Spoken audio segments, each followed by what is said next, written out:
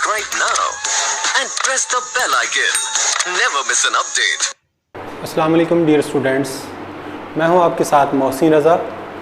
हम हैथम academy YouTube channel से chemistry की क्लासेस का हमने आगाज़ किया हुआ है और इसमें हमने 9th और 10th की केमिस्ट्री जो है उसको शुरू किया है। और 9th की केमिस्ट्री में हमने पहला चैप्टर कंप्लीट करने के बाद दूसरा चैप्टर जो है उसको शुरू किया है। दूसरे चैप्टर में हमारा जो पहला लेक्चर था वो स्ट्रक्चर ऑफ एटम में हमने एटम के बारे में पढ़ा था और उसमें हमने कुछ थेरीज़ जो थी, प्लम पुडिंग थेरी और डाल्टन की एटॉमिक थेरी, उसको डिस्कस किया था। और साथ हमने कैथोड रेज़ की जो प्रोडक्शन है या कैथोड रेज़ की जो डिस्कवरी है और इलेक्ट्रॉन के बारे में हमने क्या किया था, डिस्कस किया था। आज का जो हमारा टॉपिक है वो है प्रोटॉन की discovery, canal rays, positive rays. इसमें आपको क्वेश्चन कैसे आता है, शॉर्ट क्वेश्चंस कैसे आते हैं, ये सारी चीज़ें हम अपने लेक्चर में क्या करेंगे, इसको क्लियर करेंगे। तो ये आपने क्या करना है, इसको ध्यान से, ये बहुत इंपॉर्टेंट टॉपिक है। एग्ज़ाम के हवाले से भी इसमें शॉर्ट क्वेश्चन तो मस्ट होता है। शॉर्ट क्वेश्चन आता है इसमें, लॉन्ग में भी ये पूछा जा सकता है, तो आपने इसको बड़े ध्यान से जो है वो क्या करना है, समझना है। तो शुरू करते हैं हम आज का अपना लेक्चर। हमारा आज का जो टॉपिक है ये क्या है, केनाल रेज़ या डिस्कवरी आप इसको ऑफ प्रोटॉन।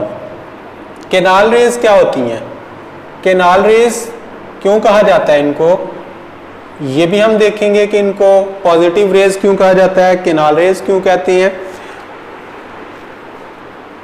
कल हमने देखा था कि जो विलियम क्रूक्स ने जो एक्सपेरिमेंट्स किए थे उसमें उसने क्या की थी, एक गैस ली थी, उसको बहुत कम प्रेशर यानी 10⁻⁴ एटमॉस्फेरिक प्रेशर पे उसमें से जब हाई वोल्टेज पास करवाए गए, हाई वोल्टेज का करंट जो है उसमें से गुजारा गया, तो उसमें उसने देखा कि कुछ रेज जो है वो प्रोड्यूस होती हैं जो क्या करती हैं, कैथोड से एनोड की तरफ ट्रैवल करती हैं। और जब वो ग्लास की जो वॉल होती है उसके ऊपर डिस्चार्ज ट्यूब की वॉल के साथ टकराती हैं तो ग्लो प्रोड्यूस करती हैं, फ्लोरिसेंस प्रोड्यूस करती हैं। तो 1886 में गोल्डस्टेन ने क्या किया, इसने कहा कि जो कैथोड रेज प्रोड्यूस होती हैं उनके साथ कुछ पॉजिटिव ऐसी रेज भी प्रोड्यूस होती हैं जो किस तरफ, जो कैथोड रेज की अपोजिट डायरेक्शन में, मुखालिफ सिमत में क्या करती हैं, ट्रैवल करती हैं। यानी कैथोड रेज जो है वो कैथोड से एनोड की तरफ जाती हैं। तो उसने कहा कि कुछ रेज ऐसी भी प्रोड्यूस होती हैं जो कैथोड रेज की अपोजिट डायरेक्शन में, यानी वो किस तरफ, वो एनोड से कैथोड की तरफ ट्रैवल करती हैं। विलियम क्रूक्स ने क्या कहा था, कैथोड रेज जो है वो कैथोड से एनोड की तरफ ट्रैवल करती हैं। गोल्डस्टेन ने क्या कहा कि कैथोड रेज के अलावा कुछ ऐसी रेज भी प्रोड्यूस होती हैं जो क्या करती हैं, जो कैथोड रेज की अपोजिट डायरेक्शन में, यानी किसमें, कैथोड डिस्चार्ज ट्यूब में कैथोड रेज की अपोजिट डायरेक्शन यानी एनोड से कैथोड की तरफ जो है वो क्या करती हैं, ट्रैवल करती हैं। तो ऐसा इसको समझने के लिए, उसको ऑब्जर्व करने के लिए उसने क्या किया, उसने ये जो कैथोड था ये परफोरेटेड लिया, इसमें जो है वो होल थे, सुराख थे, परफोरेटेड कैथोड जो है वो यूज किया। तो उसने देखा कि जो रेज हम देखें, यहाँ से हम देख सकते हैं कि जो कैथोड रेज है ये एक्चुअली क्या है, ये नेगेटिव रेज हैं, ये कैथोड रेज हैं। कैथोड रेज जो है ये क्या कर रही हैं, ये कैथोड, ये आपके पास कैथोड है, कैथोड से ट्रैवल कर रही है किस तरफ, एनोड की तरफ। जबकि गोल्डस्टेन ने कहा कि कुछ रेज जो होती हैं वो एनोड से कैथोड की तरफ ट्रैवल करती हैं। इन रेज को उसने पॉजिटिव रेज का नाम दिया। यानी ये आप देखें हमारे पास क्या है, कैथोड रेज है, और ये जो पॉजिटिव रेज हैं ये क्या है, केनाल रेज। और इनको केनाल रेज क्यों कहा जाता है, ये आपके पास शॉर्ट क्वेश्चन आता है कि पॉजिटिव रेज को जो है वो केनाल रेज क्यों कहा जाता है। पॉजिटिव रेज को केनाल रेज क्यों कहा जाता है, वो इसलिए कहा जाता है क्योंकि ये क्या करती हैं, एनोड की तरफ से प्रोड्यूस होती हैं, एनोड की तरफ से ट्रैवल करती हैं कैथोड रेज की, कैथोड रेज इस तरफ को जा रही हैं और ये इसकी क्या है, अपोजिट डायरेक्शन में ट्रैवल कर रही हैं। इसको उसने स्टडी करने के लिए क्या किया, उसने ये परफोरेटेड कैथोड यूज किया। क्या किया, परफोरेटेड कैथोड यूज किया। तो उसने देखा ये इसमें से पास कर गई हैं, इसलिए फिर इनको क्या नाम दिया, केनाल रेज का। क्यों केनाल रेज, क्योंकि ये परफोरेटेड कैथोड में से क्या कर जाती हैं, पास कर जाती हैं, और जो है वो जो सुराखदार कैथोड होता है उसमें से ये ट्रैवल कर जाती हैं, पास हो जाती हैं, तो इसलिए इनको क्या कहते हैं, केनाल रेज का नाम दिया जाता है। क्या नाम दिया जाता है इनको? केनाल रेज का नाम दिया जाता है। तो ये जो है वो गोल्डस्टेन ने क्या किया, उसी तरह से जिस तरह विलियम क्रूक्स ने एक्सपेरिमेंट किए थे, उसने एक्सपेरिमेंट किया। जस्ट उसने क्या किया, उसने कैथोड जो था वो सिंपल कैथोड की बजाय परफोरेटेड कैथोड जो है वो यूज किया, और उसने देखा कि वो रेज जो पॉजिटिव रेज एनोड की तरफ से कैथोड रेज की अपोजिट डायरेक्शन में ट्रैवल कर रही हैं, वो उस जो परफोरेटेड कैथोड है उसमें से वो पास कर जाती हैं, इसलिए उसको क्या नाम दिया गया, केनाल रेज का। ये 2 नंबर का शॉर्ट क्वेश्चन आपको पूछा जा सकता है। तो उसने हाई वोल्टेज के ऊपर क्या किया, उसने देखा कि कुछ रेज जो है वो प्रोड्यूस हो रही हैं। अब उसने कहा कि इन रेज की प्रोड्यूस होने की रीजंस क्या हो सकती हैं, वजह क्या हो सकती है। तो इसकी वजह ये थी, उसने डिफरेंट गैसेस जो थी वो यूज की। तो हर दफा जो है वो पॉजिटिव रेज प्रोड्यूस हुई, लेकिन हर एक का जो E/M था, चार्ज टू मास रेशियो था, वो डिफरेंट था। वो कैसे डिफरेंट था वो भी हम देखते हैं। उसने कहा कि ये जो रेज प्रोड्यूस होती हैं, ये क्या है, ये हमने यहाँ पे क्या किया, गैस को फिल किया हुआ है। ये यहाँ पे क्या है, कोई गैस है, उसको फिल किया हुआ है। तो जब गैस के मॉलिक्यूल्स के साथ कैथोड रेज का जो है वो इंटरेक्शन होता है, ये कोई सपोज आपके पास क्या है, गैस का मॉलिक्यूल है M, ये क्या है, मॉलिक्यूल ऑफ गैस। जब इस मॉलिक्यूल के साथ, या आप सिंपल इसको फ्री स्टेट में गैसियस एटम भी कह सकते हैं, ठीक है जी। तो ये गैस का मॉलिक्यूल है, जब ये इसके साथ ये जो कैथोड रेज हैं, ये कैथोड रेज जो होती हैं जो पहले से प्रोड्यूस हो रही हैं, जैसे हमने कैथोड रेज की डिस्कवरी में पढ़ा था, जब ये इसके साथ टकराती हैं तो इसमें से ये क्या करती हैं, इलेक्ट्रॉन को निकाल देती हैं। क्या करती हैं, इलेक्ट्रॉन को निकाल देती हैं। जब ये इलेक्ट्रॉन को निकाल देती हैं, इस पर पॉजिटिव चार्ज और ये, तो ये जो केनाल रेज है वो किस वजह से होती हैं, इनकी वजह से, कि इसकी जो प्रोडक्शन की वजह है वो क्या है, कि हमने कल पढ़ा था कि जो कैथोड रेज होती हैं इनकी एक प्रॉपर्टी है कि इनका जो बिहेवियर होता है ये आयोनाइजिंग बिहेवियर होता है। क्या करती हैं, ये आयोनाइजिंग बिहेवियर शो करती हैं, आयोनाइजेशन कर देती हैं। कैसे, हमने कहा था कि जब इनके सामने कोई मेटल आती है तो उसमें से ये क्या करती हैं, इलेक्ट्रॉन को इमिट करवा देती हैं। मिसाल के तौर पे ये आपके पास कोई गैस का मॉलिक्यूल है, इसका ये इलेक्ट्रॉन है, या कोई फ्री स्टेट में एटम है, तो ये क्या करेगी, ये जो कैथोड रेज होंगी ये इसके ऊपर टकराएंगी और इसको क्या कर देंगे, इमिट कर देंगी। तो ये आपको पता है कि जब किसी एटम या मॉलिक्यूल में से इलेक्ट्रॉन निकलता है तो वो क्या बन जाता है, पॉजिटिव या कैटायनिक मॉलिक्यूल बन जाता है, कैटायनिक मॉलिक्यूल या मॉलिक्यूलर आयन बन जाता है पॉजिटिव चार्ज वाला। जब किसी एटम में से इलेक्ट्रॉन निकलता है तो वो नेगेटिव, वो पॉजिटिव चार्ज वाला क्या बन जाता है, आयन बन जाता है।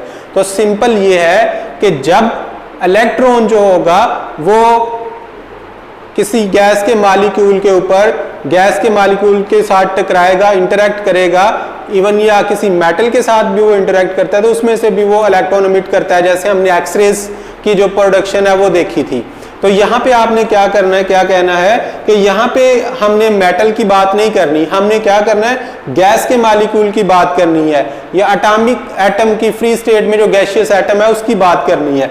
तो गैसियस स्टेट में जब कोई एटम या मॉलिक्यूल जिसके साथ ये क्या है आपके पास, कैथोड रेज है, क्या है ये, कैथोड रेज है या इलेक्ट्रॉन है, कैथोड रेज या इलेक्ट्रॉन जब इसके साथ इंटरेक्ट करते हैं तो इसमें से इलेक्ट्रॉन को निकालते हैं तो पीछे आपके पास क्या आ जाता है, पॉजिटिव चार्ज वाला आयन बन जाता है। तो उस वजह से ये रेज होती है पॉजिटिव रेज। तो ये रेज जो है ये परफोरेटेड कैथोड में से क्या होती है, गुजर जाती हैं। आपको ये भी 2 नंबर का क्वेश्चन आ जाता है कि जो पॉजिटिव रेज होती हैं इनकी प्रोडक्शन की रीजन क्या है, वजह क्या है। तो इसकी रीजन ये है कि जो कैथोड रेज प्रोड्यूस होती हैं वो गैस के मॉलिक्यूल के साथ या गैसियस एटम के साथ इंटरेक्ट करती हैं और उसमें से इलेक्ट्रॉन को निकालती हैं तो पॉजिटिव आयन बनता है, उस वजह से ये रेज प्रोड्यूस होती हैं। तो ये आपने याद रखना है। ठीक हो गया। इसमें केनाल रेज इसको क्यों कहते हैं, इसकी प्रोडक्शन की जो रीजन है, ये इसकी क्या है, प्रोडक्शन की रीजन है कि ये कैसे जो है वो प्रोड्यूस होती हैं। तो ये आपने याद रखना है कि सिंपल क्या है कि गैशियस मॉलिक्यूल या गैशियस स्टेट में एटम के साथ जब कैथोड रेज जो होती हैं वो इलेक्ट्रॉन जो होते हैं वो इंटरेक्ट करते हैं तो उसकी क्या हो जाती है, आयनाइजेशन कर देते हैं, उसमें से इलेक्ट्रॉन निकालते हैं तो वो पॉजिटिव आयन बन जाता है। तो इस वजह से ये रेज जो हैं वो क्या होती हैं, प्रोड्यूस होती हैं, फिर ये परफोरेटेड कैथोड में से गुजर जाती हैं, इसलिए इनको कैनाल रेज कहते हैं। तो इन रेज को प्रोटॉन हम कैसे कहते हैं, ये भी एक क्वेश्चन है कि फिर प्रोटॉन की डिस्कवरी कैसे हुई। तो जब गोल्डस्टेन ने क्या किया, इसमें हाइड्रोजन गैस ली, क्या की, हाइड्रोजन गैस को यूज किया। तो जब हाइड्रोजन में से इलेक्ट्रॉन निकलता है, जब हाइड्रोजन के साथ इसका इंटरेक्ट होगा तो इस सिंपल क्या होगा, ये प्रोटॉन आपके पास आ जाएगा। क्योंकि हाइड्रोजन जो होता है इसके पास क्या होता है, सिर्फ एक इलेक्ट्रॉन होता है, सिर्फ क्या होता है, इसके पास एक इलेक्ट्रॉन होगा, एक इलेक्ट्रॉन होता है। जब ये इलेक्ट्रॉन इसके साथ टकराएगा तो ये भी निकल जाएगा, तो पीछे सिर्फ आपके पास ये न्यूक्लियस है, न्यूक्लियस में क्या होता है, प्रोटॉन, इसके पास एक ही प्रोटॉन होता है और एक ही क्या होता है, इलेक्ट्रॉन होता है।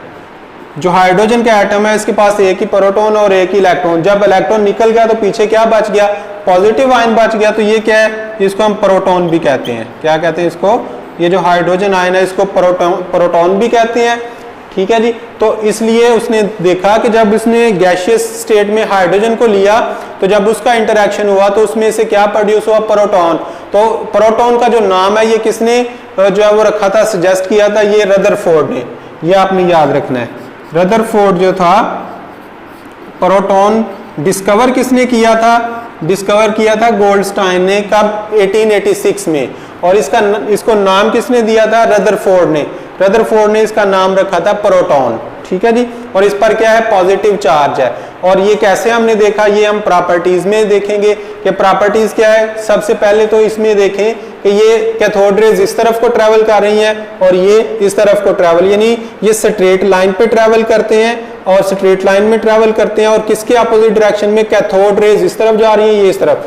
तो ये परपेंडिकुलर जो है वो क्या क्या करती हैं, ट्रेवल करती हैं कैथोड रेज के अपोजिट डायरेक्शन में, कैथोड की तरफ, ये परफोरेटेड कैथोड में से गुजर जाती हैं, इसलिए इनको कैनाल रेज कहा जाता है। और जिस तरह हमने कैथोड रेज को इलेक्ट्रिक फील्ड या मैग्नेटिक फील्ड में गुजारा था तो वो किस तरफ बेंड हुई थी, वो पॉजिटिव प्लेट की तरफ। तो वो क्या शो किया उसने कि इस पर चार्ज क्या है, नेगेटिव। इसी तरह जब हम कैनाल रेज को, पॉजिटिव रेज को जो इलेक्ट्रिक फील्ड है या मैग्नेटिक फील्ड है उसमें से पास करवाते हैं, गुजारते हैं, तो उसकी जो डिफ्लेक्शन होती है वो जाहिर करती है कि ये किस पे, इस पे जो चार्ज है वो क्या, पॉजिटिव चार्ज है। तो जो पॉजिटिव चार्ज रेज होती हैं या कैनाल रेज होती हैं, जब इनको इलेक्ट्रिक फील्ड में से गुजारा जाता है तो इसकी जो डिफ्लेक्शन है वो किस तरफ होगी, नेगेटिव प्लेट की तरफ होगी। जब इसकी डिफ्लेक्शन नेगेटिव प्लेट की तरफ होगी तो हम कहेंगे इस पर चार्ज क्या है, पॉजिटिव चार्ज है। तो ये आपने याद रखना है। और इसमें क्या है कि इनके आगे अगर हम जिंक सल्फाइड की कोटेड कोई प्लेट रखें, एक प्लेट लें, उसके ऊपर जिंक सल्फाइड की कोटिंग है, तो उसके ऊपर ये फ्लैशेस जो है वो क्या करती हैं, प्रोड्यूस करती हैं, चमक जो है वो प्रोड्यूस करती हैं। उसके बाद इसकी जो E/M होती है, ये मैंने आपको बताया था कि कैथोड रेज की सूरत में चाहे कोई भी गैस हो, कोई भी इलेक्ट्रोड हो, गैस कोई भी हो, तो उससे फर्क नहीं पड़ता, उनकी प्रॉपर्टीज सेम होती है। लेकिन इस सूरत में जो E/M होगी वो हर गैस की डिफरेंट होगी। क्यों? क्योंकि ये चार्ज और मैस पे डिपेंड करती है। अगर मैस डिफरेंट होगा तो E/M जो है वो भी क्या होगी, डिफरेंट होगी। अगर हम कोई हाइड्रोजन गैस लेते हैं, हीलियम गैस, कोई भी गैस लेते हैं, तो डिफरेंट गैसेस के डिफरेंट मैसेज की वजह से जब नीचे ये E/M हमारे पास ये है ना, सपोज हम चार्ज कह लें, चार्ज अगर सेम भी हो, चार्ज सेम भी हो, लेकिन मैस जो है डिनोमिनेटर में डिफरेंट होगा तो ओवरऑल वैल्यू क्या हो जाएगी, चेंज हो जाएगी। अब जितना मॉलिक्यूल, ये जो गैस का वेट जितना ज्यादा होगा, ओवरऑल ये वैल्यू उतनी क्या होगी, कम होगी। E/M की जो वैल्यू होगी, ये जितना किसी गैस का मास ज्यादा होगा, E/M वैल्यू उतनी क्या होगी, कम होगी। और सबसे ज्यादा जो E/M की वैल्यू होती है वो किस सूरत में होती है, वो हाइड्रोजन की सूरत में होती है। किस सूरत में, हाइड्रोजन की सूरत में। क्यों? क्योंकि हाइड्रोजन जो है ये लाइटेस्ट एलिमेंट है। तो जब हाइड्रोजन की बात करेंगे तो यहाँ पे बाकी गैशियस एटम या गैशियस मॉलिक्यूल की निस्बत इसका जो मॉलिक्यूलर जो वेट है वो क्या होगा, कम होगा, मैस इसका कम होगा, तो इसलिए इसकी ई ओवर एम वैल्यू जो होगी बाकियों की निस्बत क्या होगी, ज्यादा होगी। तो प्रोटॉन जो होता है यानी हाइड्रोजन की बात करेंगे तो बाकी जो गैसेस होती हैं जो डिस्चार्ज ट्यूब में फिल करके एक्सपेरिमेंट किए गए थे, तो उसमें से सबसे ज्यादा ई ओवर एम किसकी आई थी, हाइड्रोजन की सूरत में। बाकियों का चूंकि मैस ज्यादा होता है इसलिए उनकी ई ओवर एम की वैल्यू क्या होती है, हाइड्रोजन से कम होती है।